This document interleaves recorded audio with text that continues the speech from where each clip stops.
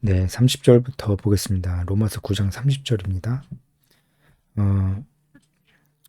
그런즉 우리가 무슨 말하리요? 의를 따르지 아니한 이방인들이 의를 얻었으니 곧 믿음에서 난 의라.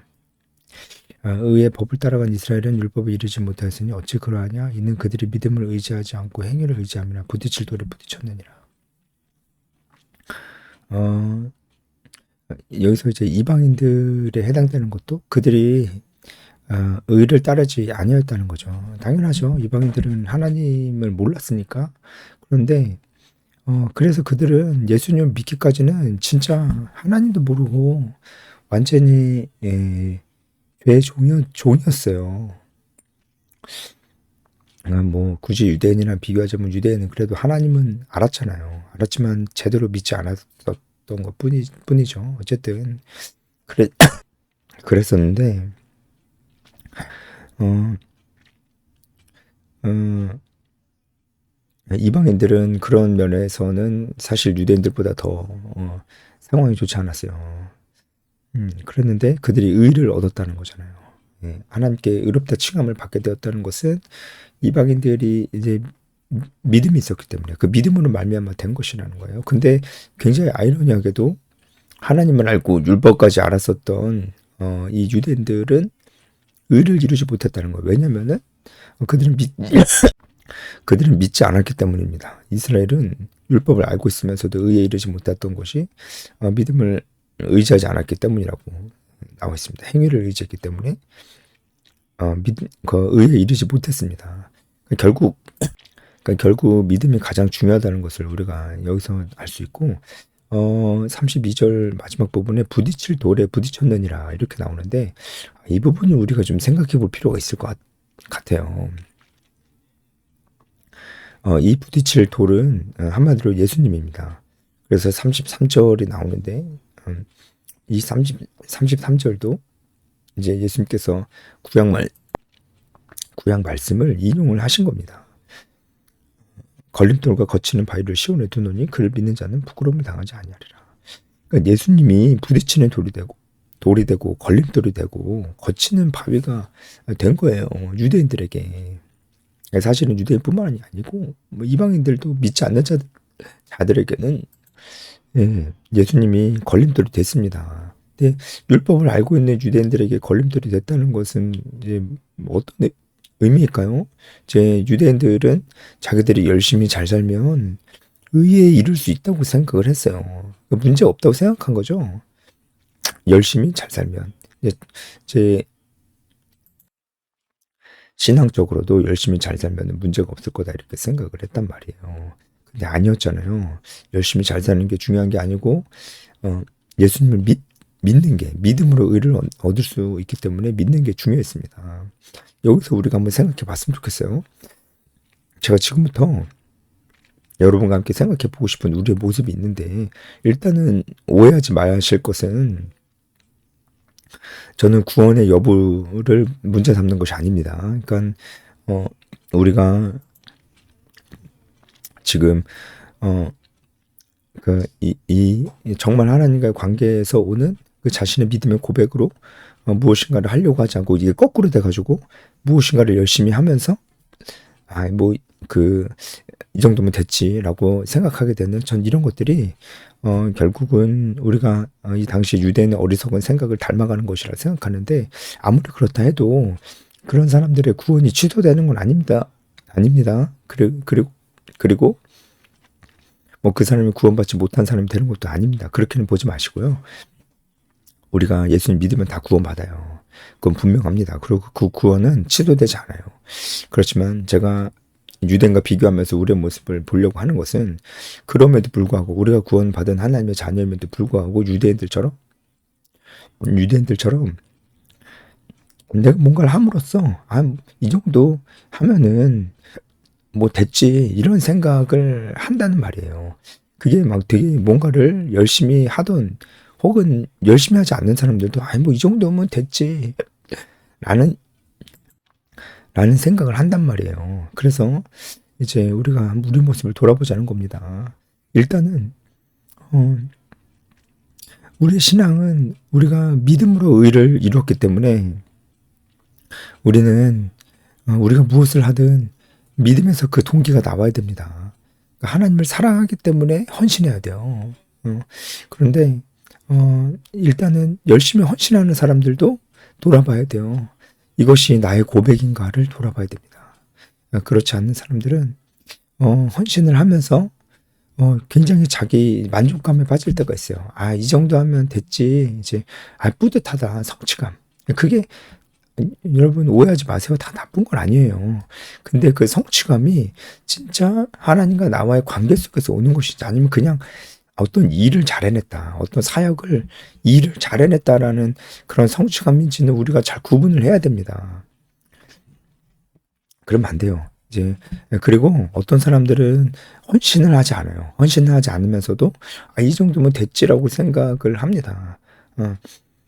그 사람들도 사실은 자신의 어떤 그 사람들도 헌신을 하지 않으면서도 이 정도면 됐지라고 생각을 하는 게, 그게 그럴 수가 없거든요. 정말 예수님을 우리가 제대로 알고 믿는다면 헌신을 하지 않으면서 이 정도면 됐지라고 생각할 수가 없어요. 그런데 그렇게 생각하는 사람이 있단 말이에요. 그러니까 주일날 예배만 드리고 이걸로 됐지 이렇게 생각하는 사람. 그럼 뭐 예배드리고 헌금하고 뭐 이 정도면 됐지, 아니면 예배드리고 헌금하고 봉사 조금 하고 이 정도면 됐지 이렇게 생각하는 사람들이, 그 생각들이 잘못됐단 말이에요. 예배 열심히 드리고 예배를 아무리 많이 드려도 예배를 열심히 드리는 건 헌신이 아닙니다. 그거는 오히려 내가 섬김을 받는 거지, 내가 누군가를 위해서 헌신하는 게 아니잖아요. 그건 헌신이 아니에요. 아무리 열심히 해도 자기 좋은 거지. 그게 다른 사람을 유익하게 하는 게 아니기 때문에 아무리 예배를 많이 드려도 그거는 헌신이 아니에요. 금식 기도를, 새벽 기도를 아무리 열심히 해도 그것이 자신을 위한 기도 제목으로만 채워져 있다면 그것은 헌신이 아니에요. 자기 기도 제목이나 혹은 자기 가족까지는 많이 기도를 하는 것 같은데, 그건 뭐 가족 기도까지 헌신이 그것도 헌신이라고 볼 수가 있나요? 자기 가족까지만 생각하는 건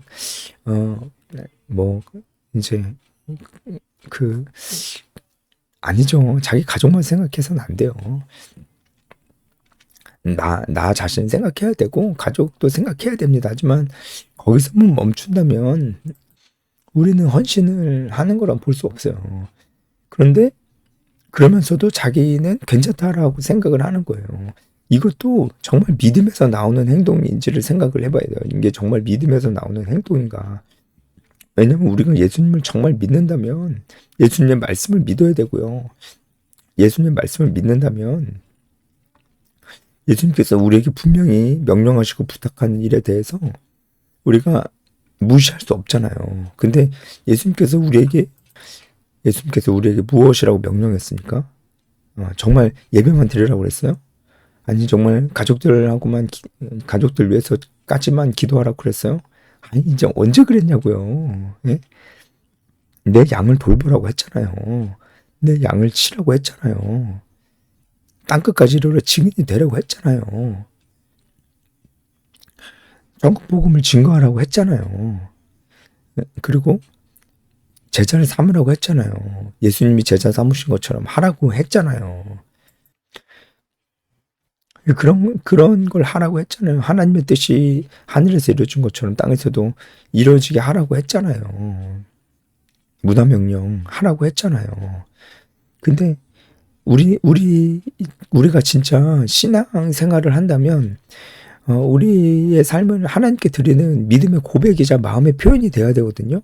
아니 근데 하라고 하는 것도 안 하면서 어떻게 우리 믿음의 표현이 될 수가 있어요. 근데 모르는 사람은 없잖아요. 그렇게 해야 된다는 거. 모르는 사람은 없는데 그렇게 하지 않으면서 어떻게 믿음의 표현이 될 수 있냐고요, 그게. 그리고 개인적으로 기도의 골방, 말씀의 골방에서 말씀을 개인적으로 보라고 했잖아요. 근데 평일에는 말씀 하나 안 보고 기도도 안 하다가 주일날 예배 시간에만, 그것도 설교를 듣는 거는 개인적인 말씀 묵상 시간이 아니에요. 그게 말씀 생활의 전부가 되면 안 돼요. 자기가 스스로 봐야 됩니다. 자기가 스스로 봐야 돼요. 영적 양식은 자기가 스스로 챙겨 먹는 거예요. 목사님이 떠먹여 주는 게 아니에요. 자기가 스스로 영적 양식을 먹지 않는 사람은 성숙한 사람이 아닙니다. 양식을 스스로 먹는 자가 어른이고 독립한 자입니다. 양식을 떠먹여줘야만 먹을 수 있는 사람들은 어린아이고 독립한 자들이 아니에요. 여러분, 우리가 분명히 알아야 됩니다. 영적 양식은 기본적으로 내가 스스로 챙겨 먹는 겁니다. 내가 스스로 말씀을 보고 내가 스스로 기도하면서 그렇게 하는 것입니다. 신앙은 기본적으로 개인적인 것입니다. 내가 개인적으로 하나님과 독대하는 것이 신앙입니다. 근데 평일의 시간에 하나님과 개인적인 시간을 갖지 않으면서 주일에 그것도 자기가 스스로 말씀 보는 게 아니고 설교를 듣는 것으로 다 된다 생각하는 거는 그거는 정말 잘못 알고 있는 거예요. 그러니까 전도 제자와의 명령도 거부하고 개인적으로 말씀과 기도 가운데 신앙생활도 하지 않으면서 아니 어디서 그 믿음이 표현이 되고 있는 거죠? 도대체 어디서 믿음이 표현이 되고 있는 겁니까? 그러니까 이런 사람들에게는 그 예수님의 이 명령이 유대인들처럼 부딪힐 돌, 걸림돌, 거치는 바위가 되는 거예요. 예수님이 어떤 말씀이요? 가서 제자를 삼아라. 복음을 증거해라. 영적 리더가 되라. 재생산을 해라. 공동체 활동을 해라. 교회는 지체다. 서로 연락해야 된다. 하나가 돼야 된다. 함께 움직여야 된다. 공동체 모이기를 힘써라. 이런 말씀들이 뭐 이렇게 아마 이 정도면 됐지 이렇게 생각한 사람들에게는 거치는 돌이 되는 거예요. 걸림돌이 되는 거예요. 네, 그러면 안 됩니다. 이제 만약에 그렇게 살아도 그가 예수님 믿는다면 구원을 받은 건 맞습니다. 하지만 그렇게 어떻게 살 수 있을까요? 진짜 어떻게 그렇게 살 수 있을까요? 그러니까 헌신을 하려고 안 합니다. 헌신을 하려고 하는 사람이 없어요. 헌신은 남을 위해서 사는 겁니다. 남을 위해서요. 남을 위해서 하는 헌신들도 여러 가지 방식들이 있는데 뭐 제가 여러 번 말씀드렸지만 뭐 찬양팀, 성가대, 식당, 뭐 주차, 뭐 데코, 뭐 청소, 뭐 여러 가지 뭐 있지만 여러분 이제 사람을 대면하는 봉사를 하는 사람을 대면하고 그와 친밀한 관계를 맺고 그의 영적 상태를 점검하고 그 영적 상태를 도와주고 그가 성장할 수 있도록 도전을 하고 격려하고 전진할 수 있도록 도와주는 그 봉사를 하셔야 돼요. 다른 거는요. 어떤 봉사도 이거보다는 쉽습니다. 사람을 대면해서 이렇게 키워내는 봉사보다 어려운 봉사는 정말 없습니다. 이 봉사를 단순히 어려워서가 아니고요. 제자를 삼으려고 하는 이 봉사가 결국은 이렇게 사람을 직접 대면하고 친밀한 관계를 맺고 시간을 보내고 마음을 쓰고 마음을 주고 그를 위해 기도하고 케어해주고 뿐만 아니라 도전하고 훈련시키고 성장시키고 도전에 계속 직면하게 해야 되고 이렇게 해야 된다. 할 수 있다. 해보자. 아니야. 그러면 안 되는 거야. 그렇게 살면 안 돼.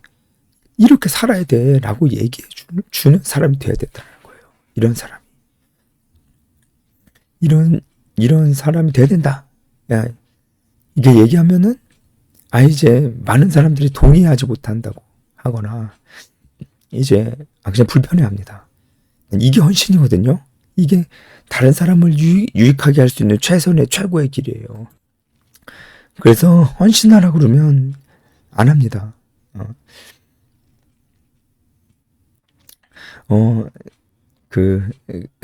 헌신하지 않는 신앙이 어떻게 될 수가 있을까요? 그런 생각을 해봅니다.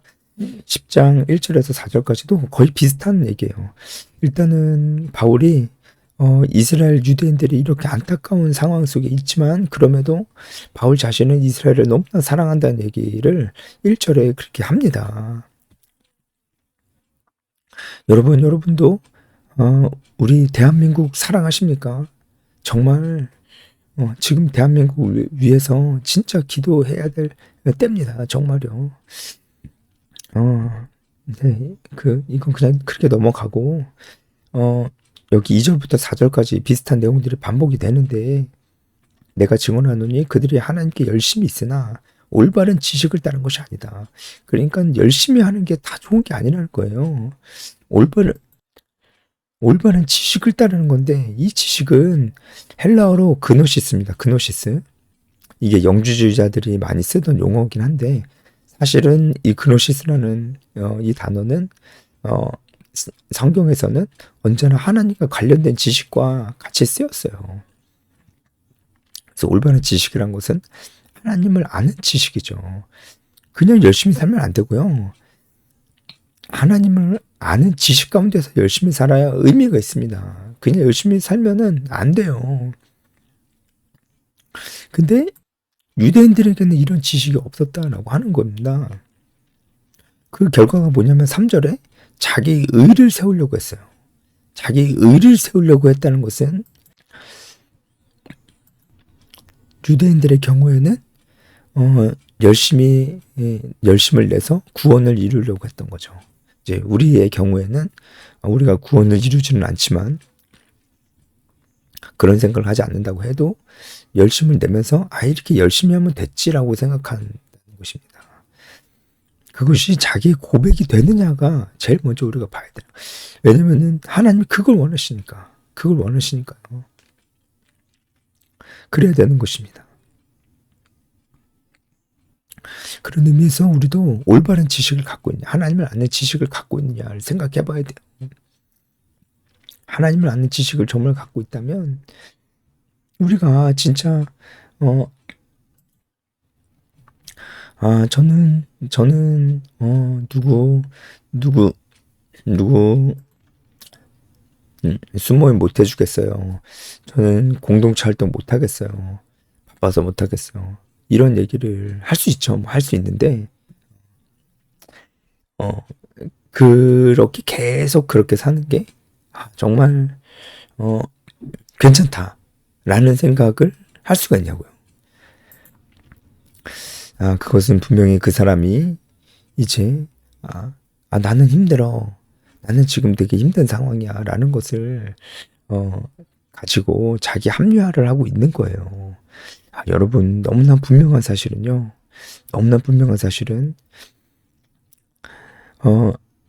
성경은 우리가 가는 길이 좁은 길이라고 해요.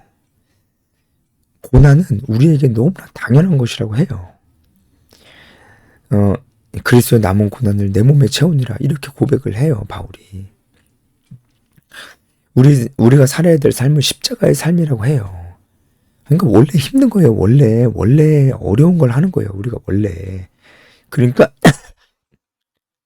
힘든 상황 속에서도 우리가 해야 돼요.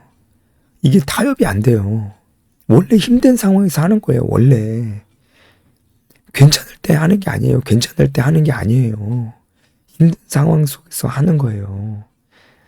참, 네. 근데 참 웃긴 건요. 저는 지금 힘들어서 안 돼요. 나중에 괜찮아지면은 그때 나갈게요. 괜찮아지면은 그때 순모임 할게요. 이렇게 얘기하는 사람들은요. 괜찮아지질 않는다는 게 문제예요. 예. 그리고 그 사람들은 괜찮아져도 안 한다는 것도 문제예요. 우리가 진짜 올바른 지식이 있는지, 우리 마음에 걸리는 돌이, 예수님의 말씀이 우리 마음에 걸림돌이 되고 있는 예수님의 말씀이 있지는 않은지 돌아보면 좋겠습니다. 여기까지 하겠습니다.